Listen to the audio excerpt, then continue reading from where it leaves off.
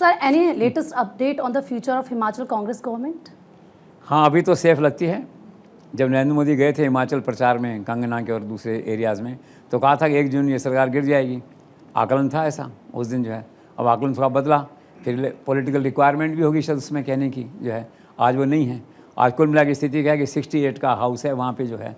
अब 3 तो वहाँ इस्तीफे मंजूर हो चुके हैं एमएलए के, 65 हैं।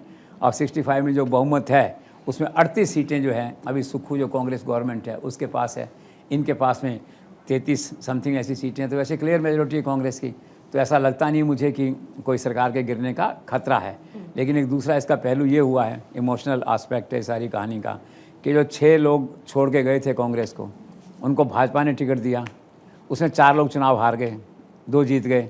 ठीक है, जो चुनाव हार गए तो उसमें एक राजेंद्र राणा करके एक व्यक्ति है, एमएलए है, जो पहले कांग्रेस में था और भाजपा में चला गया, चुनाव हार गया।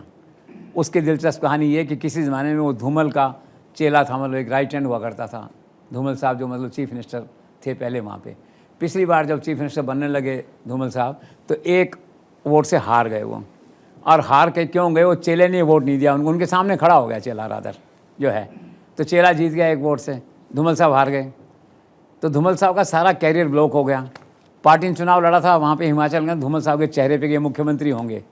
हालांकि इस उत्तराखंड के मामले में जो है, धामी के मामले में दूसरा मापदंड अपनाया गया, हार के भी बना वो। लेकिन उस ज़माने में ये चर्च ऐसा नहीं होगा थॉट माइंड में किसी के जो है, तो हार गए वो। तो चेले के उस काम से बहुत दुखी थे कि देखो मेरा पॉलिटिकल कैरियर ब्लॉक कर दिया। तो अब जो 4 लोग चुनाव हारे 6 में से, वो चेला भी हार गया उनका। तो उनके मन में तसल्ली, चलो हिसाब सेटल हुआ यार साइकोलॉजिकली, ठीक है ना।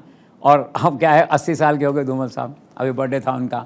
तो उम्र के इस मोड़ पे क्या होता है, ऐसी मेंटल चीज़ों से बड़ा सुकून मिलता है आदमी को। ठीक है, इसने ऐसा किया था तो ऐसा हुआ। और एक ट्रेजेडी इसमें और हो गई थी, जो 6 लोग बीजेपी ज्वाइन किए यहाँ करके, नड्डा साहब के पार्टी ऑफिस में ज्वाइनिंग हुआ उनका, तो अनुराग ठाकुर से उनको वो पगड़ी बंधवा दी उनको।